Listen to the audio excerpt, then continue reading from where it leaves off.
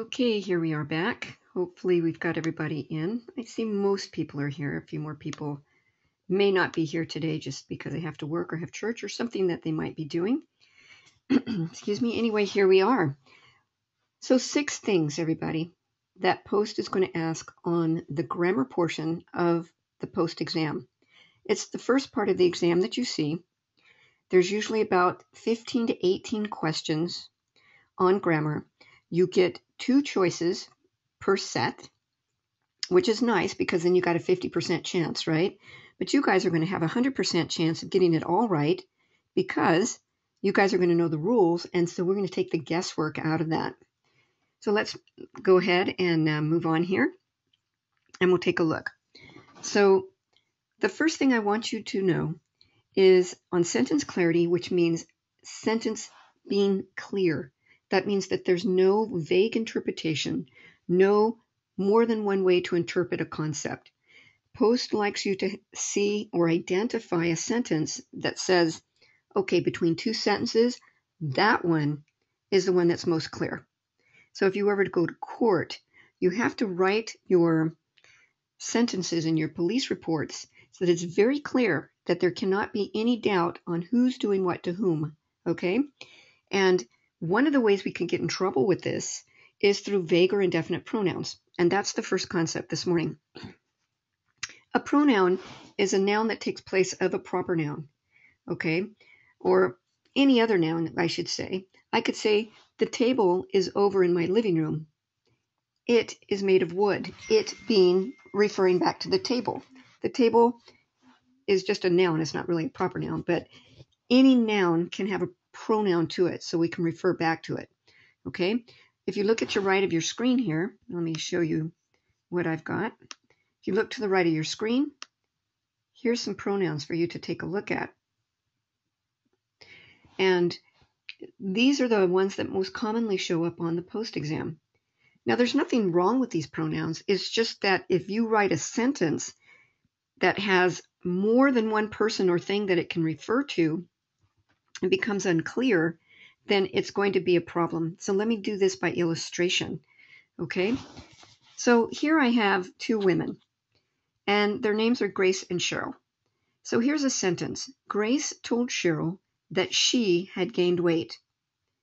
Well, this presents a problem because since they're both female, I don't know who's telling who what. I don't know if Grace is telling Cheryl that Cheryl, this gal,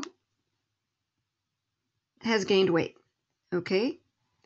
Or I don't know if Grace is telling Cheryl that Cheryl herself has gained weight, right? I don't know which ladies, so I don't know if Grace is telling Cheryl that Cheryl's gained weight. I don't know if Grace is telling Cheryl that Grace herself has gained weight. The pronoun she is what we call a vague pronoun. It's vague only because you have more than one interpretation, more than one person that this pronoun could refer to. So what's the answer going to look like on the test? So we know that this is the problem sentence. Well, what's the answer going to look like? Well, there's a couple of varieties of ways that this could be reported as a correct answer. So let's take a look. One way is that we just insert the name of the person that's being told or addressed or hurt or hit or whatever. So in A, on the test, you could see Grace told Cheryl that Cheryl had gained weight. We're going to take away she, and we're just going to replace it with the name of a person. Okay? Or we could say Grace told Cheryl that Grace herself had gained weight. Or we could make it into a quote. We can say Grace told Cheryl, quote, I have gained weight. Well, since Grace is the speaker, then it can only be Grace that gained weight, not Cheryl. Or I could say Grace told Cheryl, quote, you have gained weight. So however it's going to show up on the exam, what happens is that the vague pronoun will disappear in the answer. So see this vague pronoun she right here is not in the answer down here because the vague pronoun has to disappear in order to make this a clear sentence. We just replace the name, okay? You're probably going to have about 3 to 4 of these questions on the exam where they're going to take a pronoun, make it vague because it's going to refer to more than one thing, or it's supposed to refer to two things, but it only refers to one. But it's pretty easy to tell. Let me bring you down to the next example.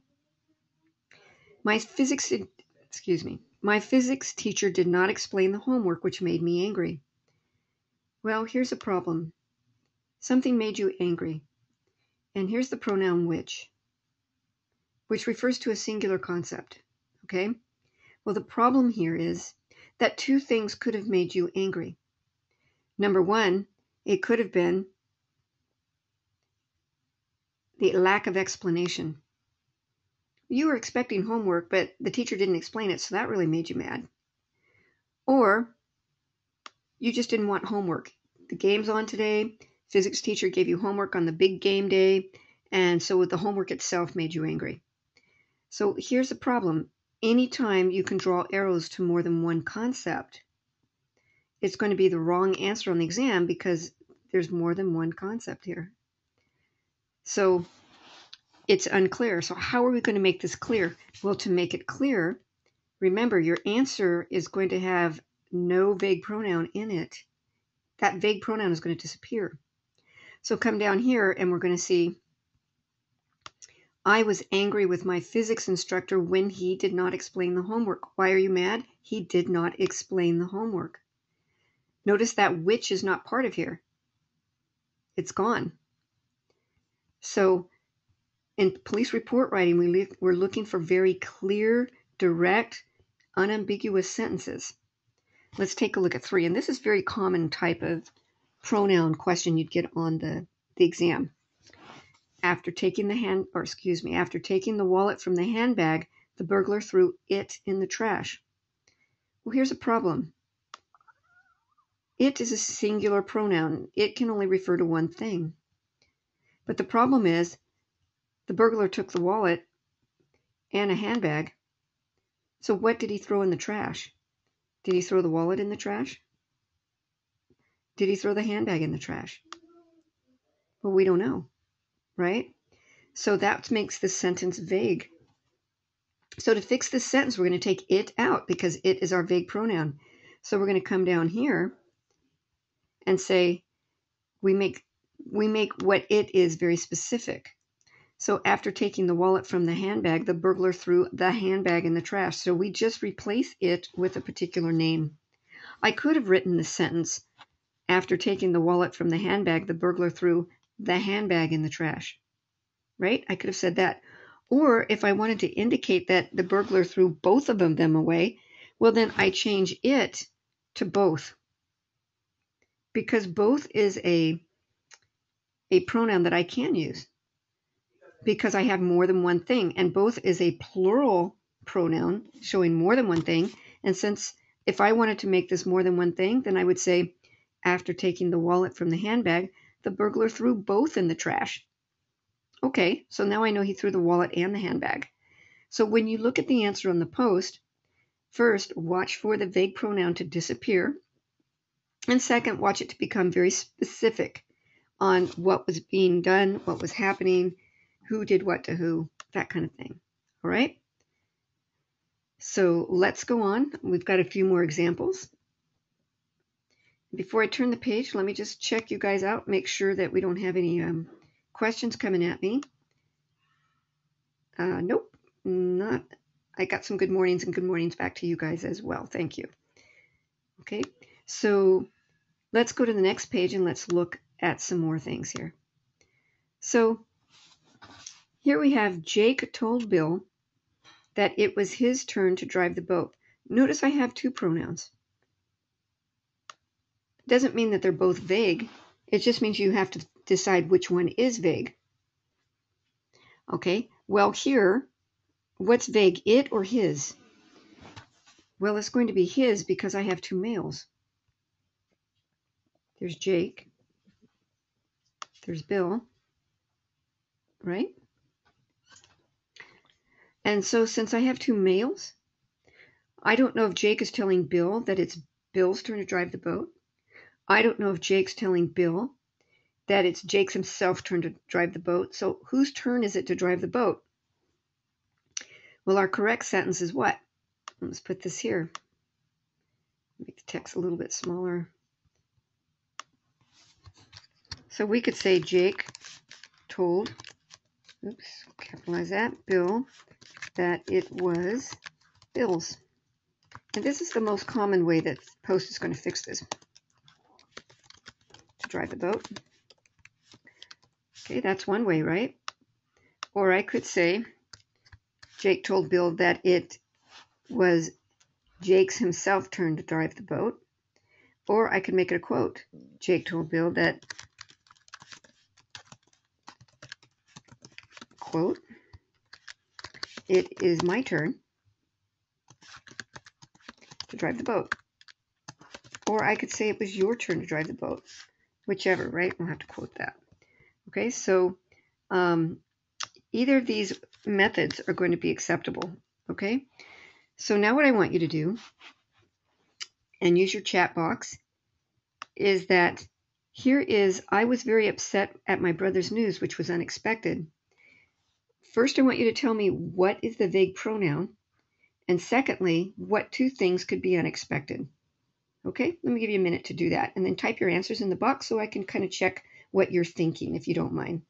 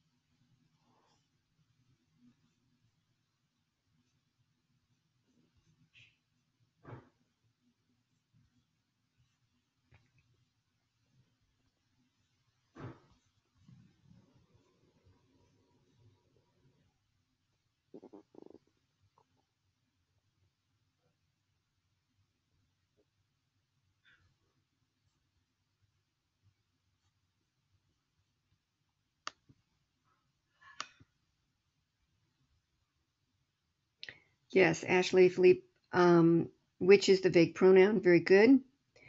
And I have,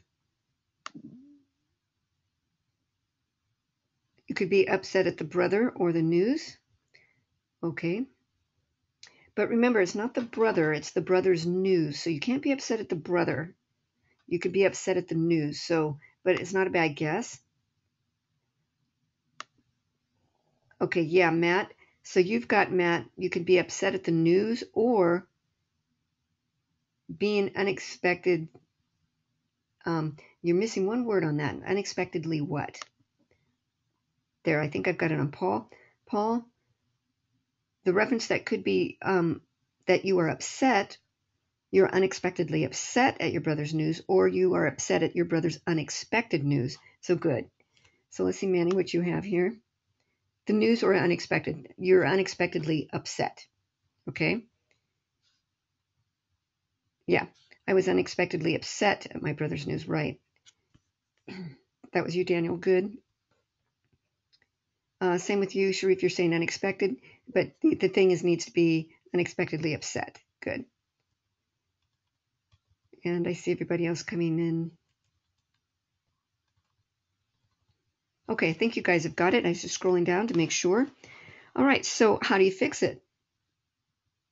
So some of you got this already. You already put it in. But it depends on what the intention of the author was, right? I could say, I was unexpectedly upset at my brother's news. It's not that the news was unexpected, but you were upset and you shouldn't have been. Let's say you come home and your brother tells you that he's won $5 million and everything's gone good for your brother. I mean, he gets everything. Even your parents like him better than you, right? So you might say you were unexpectedly upset. You should have been thrilled that your brother got $5 million. You should be happy for people with their good news. but you're not, because it happened to him and everything good happens to him. So you were unexpectedly upset. Or let's say the news was unexpected. So let me put, I was very upset at my brother's unexpected news. Okay, so now it was the news that was unexpected. So let's say that your brother comes home one time and he said, you know what, bro, I'm really a girl. So that news is unexpected. Okay, so we don't know the meaning of the author, which is why this is wrong, which is why we have to take out which. But once we take out which, as you can see, we just replace it with what is absolutely happening. Let me put this down so I can draw. Okay, so that is the way that you fix those on the post test. Let's do another one. Very common way for post to do this as well is the way I have it in number 3. The police officer told the doctor that he had made a mistake. Here's our problem. That's our vague pronoun. Why is it vague? Because a police officer can be male and a doctor can be male. So since I have a potential of both being male, I don't know which one made the mistake. Is the police officer telling the doctor that the doctor made a mistake? Or is the police officer telling the doctor that the police officer himself has made a mistake? Don't know which one. So again, our answer is going to take out the vague pronoun he. Just kind of take that out, right? And then we're just going to correct the sentence, and we're just going to replace it with whoever made the mistake. So in this case, we'll just say that the doctor did, okay? But it doesn't have to be. So police officer told the doctor that the doctor.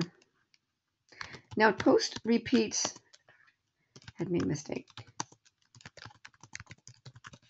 Repeats the second name often. And one of the reasons that a lot of people miss this on the exam is because somewhere in an English class sometime, you guys were told not to repeat yourself in the sentence and not to be redundant. And that's okay. Usually it's because teachers were telling you as far as style. But when it comes to police report writing, you can't leave anything to chance. You can't leave anything to misinterpretation or dual interpretation, because you're going to get cross-examined by the defense attorney. And if you leave any open doors for him or her, then you've got a problem. So you have to write very clearly as a cop and very specifically, okay? And it becomes a legal document once you submit that police report. So note that on the post exam, they're going to repeat the name of whoever's doing what to whom. Okay, and don't worry that you see the police officer told the doctor that the doctor. That might sound odd to your ear, but that's going to sound right to you on the exam. Okay, and then our last example here. She finished her assignment, folded her laptop, and took it to school. Well, that's our problem, right? Because it is a singular concept. We have two things that could have been taken to school. We have assignment, or we have laptop. I don't know if she took her assignment to school. I don't know if she took her laptop to school. So it is unclear. So do the same as up there. She finished her assignment.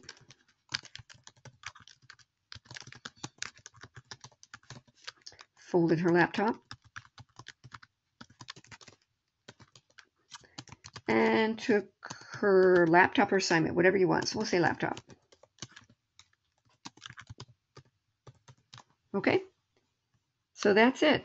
Now, every time I finish a particular segment of grammar, what I do is I pronounce all of you experts in that area. Anytime I pronounce you an expert, you guys have to take an exam. So you guys are all experts. So what you're going to do is you're going to take this quiz for me. Okay? And to do that,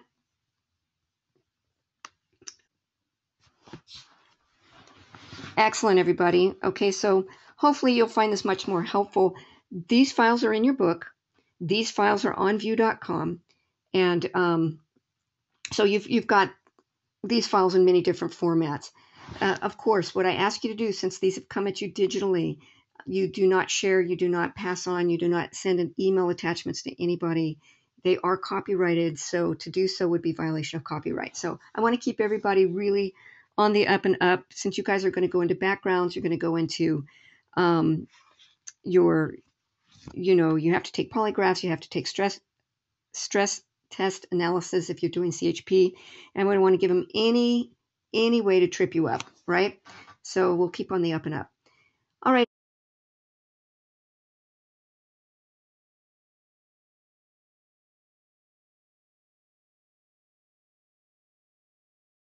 And let's get started, everybody. So here we are. Let's take a look at the screen here. And what do we have? Looking at some folks put their answers in. Okay, so what all you have to do is compare your answers to my answers, and we'll discuss anything you want to, or you can ask questions on that. We can go over anything. Okay, so here we go. Number 1. You should have put B. Okay, even though what we have here is we got rid of which is more confusing because I don't know. I finally made up my mind to become a police officer, which wasn't easy. Well, making up your mind, was that hard? Or becoming a police officer, is that not easy? Okay, so it wasn't easy. Now we know what wasn't easy, but I finally made up my mind to become a police officer. And it's telling you exactly, okay? It wasn't easy, but I finally made up my mind to become a police officer. So B is correct. Let's take a look at 2. We're going to go with B, and the reason it's B is because we got that repeat here. Mother told the daughter that the daughter needed to clean the house. 3, we're looking at A, because in 3B, the vague pronoun is they, and we don't know who they are. In fact, it makes it look like it's the parents that are have unlimited use of the teeter-totter, whereas in 3A, it tells us that children, okay, children have unlimited use. Number 4 is A, because my car hit the pole, but my car didn't have a scratch. Here, the vague pronoun is it, and I don't know what didn't have the scratch. The car or the pole. Maybe you drive a Hummer, right? A Humvee. So what didn't have a scratch? It is a vague pronoun because there's 2 things that could have been scratched. 5, let's see, A or B. Looks like it's B. Vague pronoun in A is they. Makes it sound like your husband didn't know what a camping store was. In B, it tells you exactly what was on sale, which is items. Okay? 6, A or B. And 6B is the correct answer. My Aunt Lois is a magician, but I'm not interested in it. It being what? Becoming, being a magician, being an Aunt Lois. We don't know what that is. Okay, so here we have, I'm not interested in being one, not being a magician. Okay, so it's just it's a more clear pronoun here. 7A or B, we have a redundant. The police officer, or the owner of the store told the investigator that the investigator had no reason, so there's that repeat. Whereas in 7A, our vague pronoun is she, right? Because she could be either the investigator or the store owner.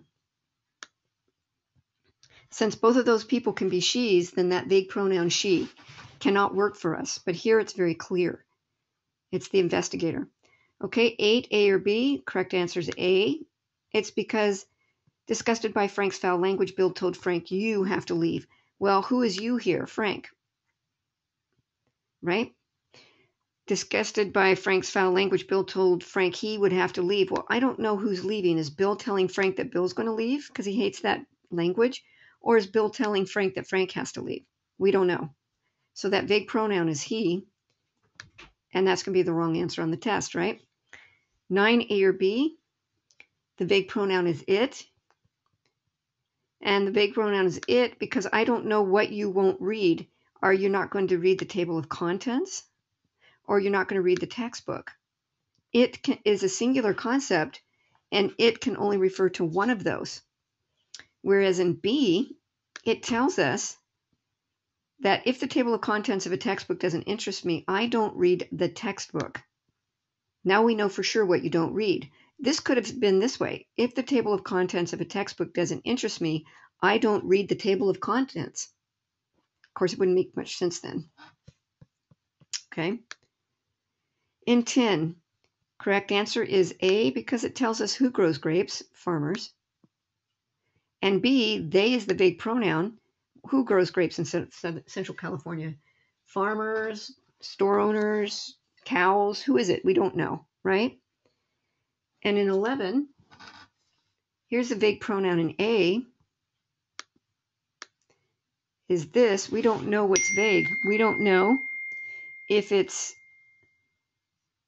the fact that you knew Clara was lying, or the friends knew that you knew Clara was lying. Okay? It's a vague. We don't know which one it refers back to. But in B, Clara's friends were not aware. What were they not aware of? That I knew Clara was lying. So Clara's friends didn't know you knew Clara was lying. And this makes it more important. The vague pronoun this is a singular concept. And since there's two concepts here, 1 and 2, it can't work because this is a singular pronoun. Okay? And notice that this is not part of the answer here because this is a vague pronoun. It can't be in the answer. Okay, just checking on one thing here. I just want to make sure we're still recording. Yep, we're still recording. Okay, just wanted to be sure. All right, now 12. 12, a lot of people kind of get wrong because they were used to talking that way. So let me show you what's going on here. Just lost my... Here we go. Okay. The vague pronoun 12a is she. And the problem is we have two potential she's. Or, no, sorry. The problem is, never mind, hang on. I meant to do B here. The problem is B because of the pronoun they. They is the wrong pronoun because we're talking about a person. A person. How many people are a person? 1. So if you have one person here as a subject, you can't have they as the pronoun because it's more than one person. Okay? But here, A is the correct answer. I didn't mean to circle B. So let me get rid of that. So when you go back, I get my eraser here. Okay, so let me take out B. So the right one is A. Because she is a singular pronoun, and she's can be a person, right? So they agree. I have one person here, and I have one singular pronoun that refers back to that one person. So A is the correct answer. So your pronouns have to agree, too, in the number that they represent. Okay? So everybody, we talk B. I talk B, too. But when you write, you have to be grammatically correct. And so we have to have one, if we have a singular subject, it has to be a singular pronoun. Now, if I change this and I said, when people leave home for the first time, now I can say they are on their own, right? Now I can say that if I make my subject plural. Okay, so now let's go to my brother. My brother and me went to the store. My brother and I went to the store. Correct answer B. And let me teach you a little trick here. I'll do that in 14. I'll do it now. Okay, so let me show you something.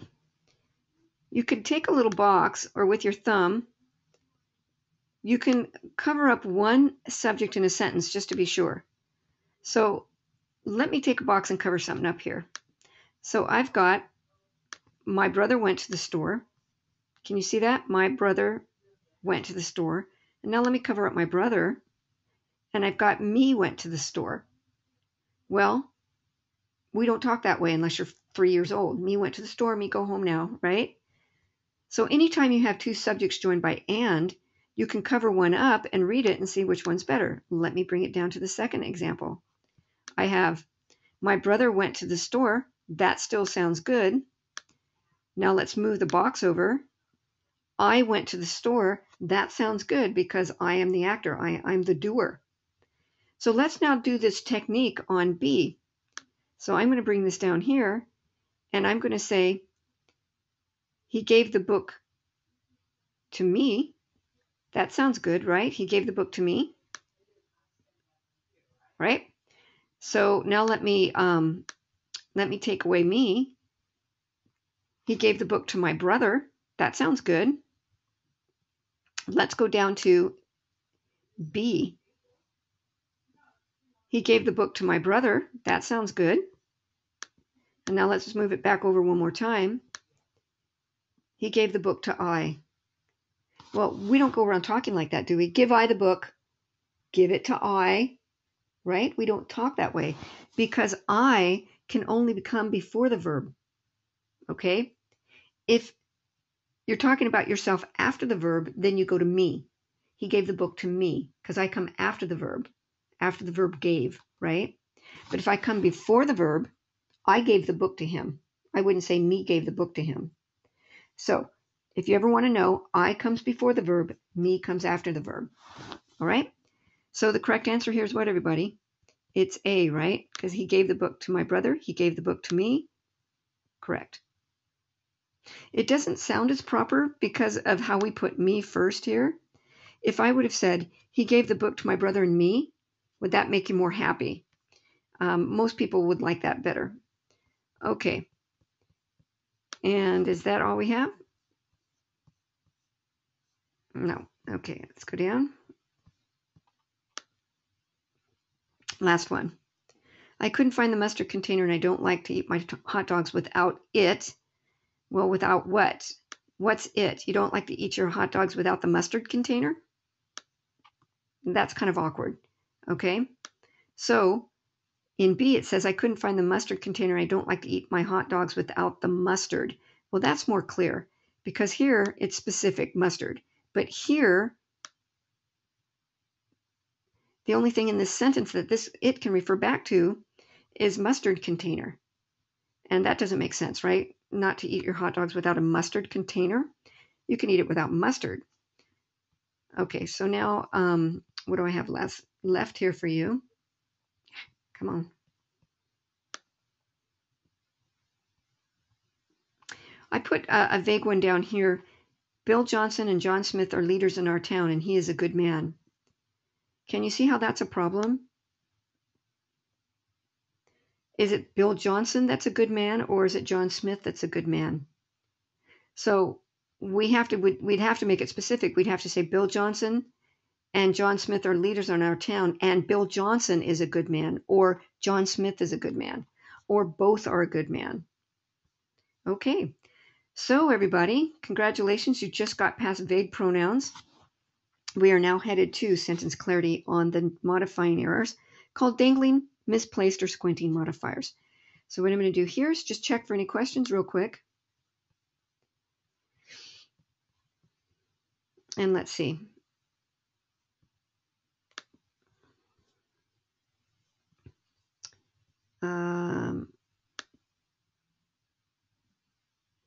Is it safe to say that if I see a vague pronoun in a sentence on a post-test, it is wrong? I would say yes, if that's what they're asking for, Manny. I'm going to qualify that with a yes, more than likely. It's just on the vague pronoun portion of the test. And so, yes. But you're going to have 15 to 18 questions, and they're not going to say this is a vague pronoun question or this is a dangling modifier question. You're going to have to be able to recognize it. So we're going to practice this a lot. So you're going to be saying, that's a vague pronoun, that's a dangling modifier, that's a subject-verb agreement problem, that's a fragment, that's a run-on, that's a comma splice. You guys are going to be able to just point at it and identify it. So the answer to your question, is it safe to say that if I see a vague pronoun in a sentence, it's wrong on the test? I would say yes, Okay? As long as you know what you're doing. Okay. Let's see. Ronaldo, you said, I have vague and dangling modifiers, subject, verb fragments, and run on. Can you please send a PDF to which one? Because there's, which one do you need the PDF specifically for, Ronaldo? Okay, if you can answer that for me. Okay, so let's go on. So here we now have, this is the fun one. Dangling modifiers and vague pronouns, or sorry, dangling modifiers and misplaced modifiers are actually easy to spot once you know that that's what's being asked for on the exam. So let's find out what dangling modifiers and misplaced modifiers are. So what they are is information about something in a sentence, usually a noun, that just gives extra information about something. Well, when we speak, we often speak so quickly that we throw the information too far away from its target. And I'll explain that. It's additional information that gets misplaced from its target, and then it attaches to the wrong target, and it makes the sentence sound funny or illogical, confusing, or impossible. So let me show you with this example here. The car hit the lady with the dented back end. Well, this is additional information right here with the dented back end. Modifiers attach to the closest noun it sees. So in this case, the closest noun in this sentence is the lady. So what this sentence is saying in essence is the car hit the lady with the dented back end. The lady has the dented back end. Now, how is that possible? Well, we know that ladies don't have dented back ends. We have curves, right? So what is supposed to have the dented back end? What's supposed to have the dented back end is the car. It has a dent in its fender. So the car is supposed to have the dented back end. But the dented back end is too far away from its target. What's our target? The car. But what target did it land on? The lady. So that's why it's misplaced. So if we go back and we want to fix this sentence, we're going to say, get the right, here we go. So to correct the sentence, move the target. The car with the dented back end hit the lady. And now we have the target that's close to its noun. The dented back end is close to the car. That's what's supposed to have a dent. And now that's the correct sentence. So if you saw these two sentences on the exam, which one would you choose? You're going to choose the one with the modifier close to the right target. Let's take a look at another sentence.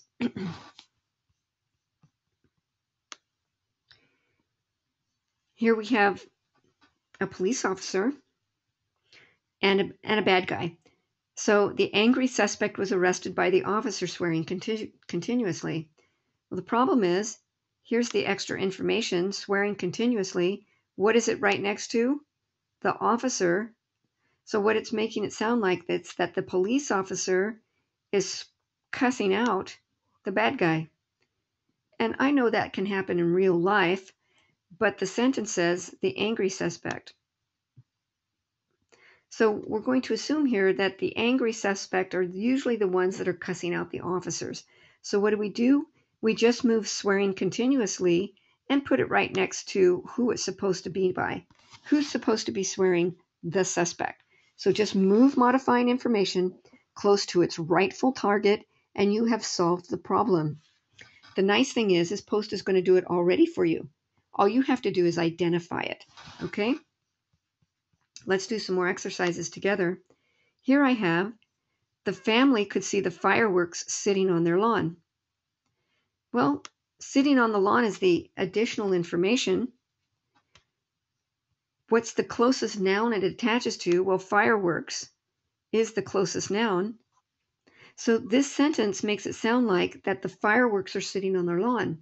Now, no one should be setting off fireworks on their lawn. That's a fire hazard, right? If you think of the 4th of July, what is usually sitting on the lawn? The family, the people, right? So what we need to do is take sitting on the lawn and move it right here by family. Or we can move it right here by family. It can come right before it or right after it. Okay? So we can have the family, while sitting on their lawn, could see the fireworks. Or we could have sitting on their lawn, the family could see the fireworks. The important thing to note here is that as long as you have the modifier closest to the target, so I'm going to show you sitting on their lawn, the family could see the fireworks, right? So as we look at that, sitting on their lawn, the family, and it's right now because we have the modifier right next to the correct noun, the family. Okay, let's go to another page, work on this a little bit more. Now here we're going to have a one-word modifier, and those are called squinting modifiers. They're a little bit harder to see, and you can miss these. I had 4 on the exam I just took in June, 4 of them. I couldn't believe it. Post usually puts 1. Well, this time they put 4 on the new one, and I think it's because they're harder, and they're just trying to get people to really think, because you have to think harder when you have one-word modifiers. So let me give you an example. Here we have a sentence. The police detective smoked his pipe, steadily surveying the crime scene. The problem is this word steadily, which means continuously, but you have 2 verbs that could steadily be happening. You could be steadily smoking, or you could be steadily surveying. So if I read to you guys, the police, let me put AB. There's A, there's B. Okay? Now, if I said to you, which sentence, which picture am I speaking of? And I said this. The police detective smoked his pipe steadily, surveying the crime scene.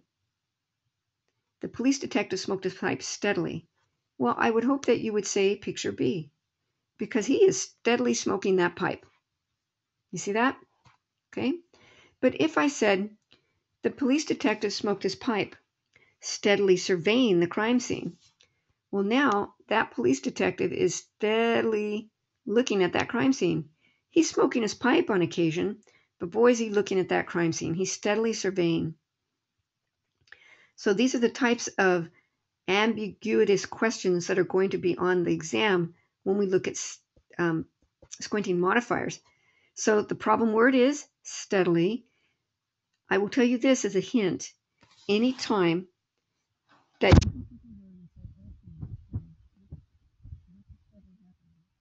Anytime you can split arrows in both directions, it's wrong on the test. So I call it the sprinkler effect. If it goes off like a sprinkler, meaning going off in different directions, it's the wrong answer because it has more than one interpretation to the meaning. So everybody repeat after me from your home, wherever you're sitting. More than one interpretation bad. More than one interpretation bad. Okay? One interpretation good. So I'm just going to make this real simple as far as the way you should be interpreting things. Okay? Let's take a look at other examples. Tickets go on sale for the next game in the college bookstore. Well, in the college bookstore is telling us about location of something. All right, what's the nearest noun that in the college bookstore is sitting next to? It's sitting next to the game. Well, it's making it sound like that the game is in the college bookstore. Now, I don't know how many basketball or football or any other kind of game you've gone to in the college bookstore, right? It doesn't make sense. So what has happened here is that in the college bookstore got misplaced from its target, which is tickets. So we can actually move in the college bookstore next to here, or actually next to here. Okay, so a couple of different ways I could put this is in the college bookstore, tickets are on sale for the next game. Or I could say tickets are on sale in the college bookstore for the next game. Doesn't matter whether you move it here, right before tickets, or right after, but usually I'm going to say after sale. So here's our interpretations. Tickets are on sale in the college bookstore for the next game. Okay, or if you want to put it out front in the college bookstore,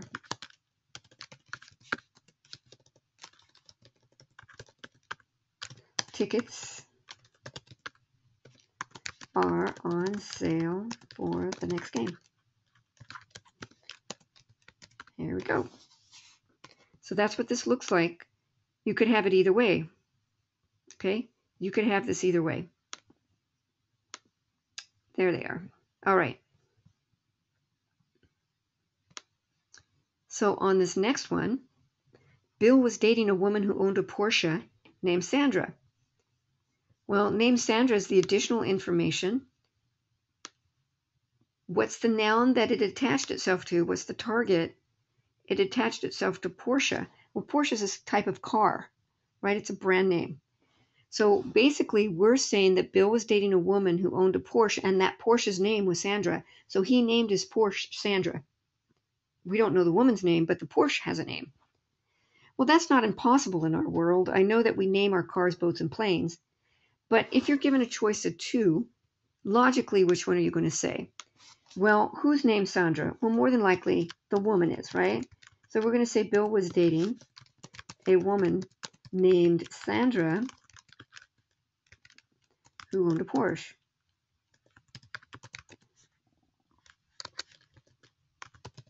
Okay, and that is the more logical,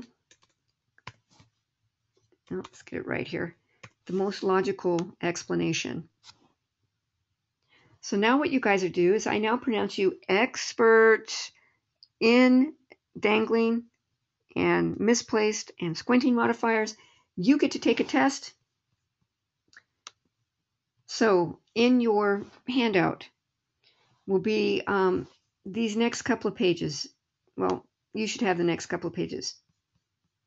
Okay, do I have two here? Well, I have one of them.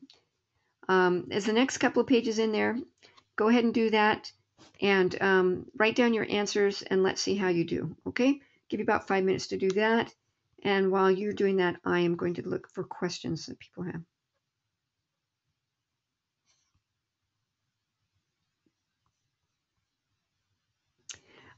Colton, the reason why you might have got a different sentence 6 is I did change the book up a little bit. So if you type in your question for question 6, I will answer that question for you. You missed 12 and 13. Okay, Manny. Your 15 is different. Okay, hang on. Okay, Ronaldo, I will see if I can do PDF forms for all those, but it'll take me a few minutes. Okay, so hang on. Manny, modifiers can be adjectives. They can be adverbs. They can be prepositional phrases. They can be lots of different things. It's just that they need to be whatever that extra information is.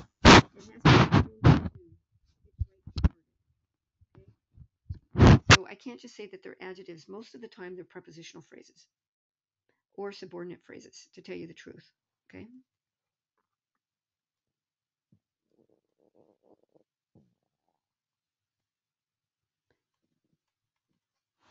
Okay, so Bruce, let's see.